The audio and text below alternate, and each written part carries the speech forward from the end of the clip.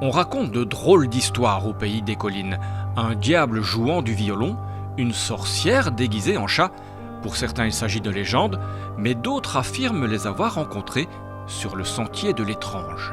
On se trouve en fait au Sablon, le fameux Sablon où les sorcières disaient dans les minutes de leur procès se rassembler les soirs de sabbat.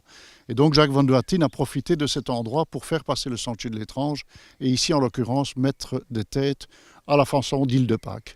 Jacques van de Wattien n'a rien inventé.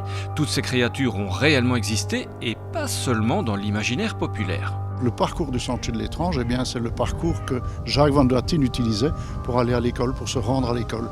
Et puis c'est aussi le parcours où il rencontrait ses aïeux parce qu'il y avait de la famille le long de ce sentier. Le sentier de l'étrange, c'est aussi une plongée au cœur de la nature. L'histoire est présente parce qu'à chaque statue ou en tout cas chaque chose emblématique le long du sentier de l'étrange, il y a quelque chose qui s'y réfère. Maintenant, la nature est omniprésente fatalement.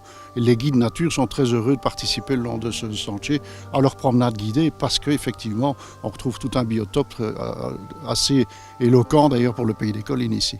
Et pour les plus téméraires, rien de tel qu'une balade nocturne, frisson garanti.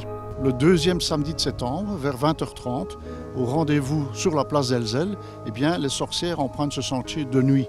Alors au flambeau, naturellement à la lumière des bougies, l'effet est encore plus spectaculaire et ça amène beaucoup de public et de curieux.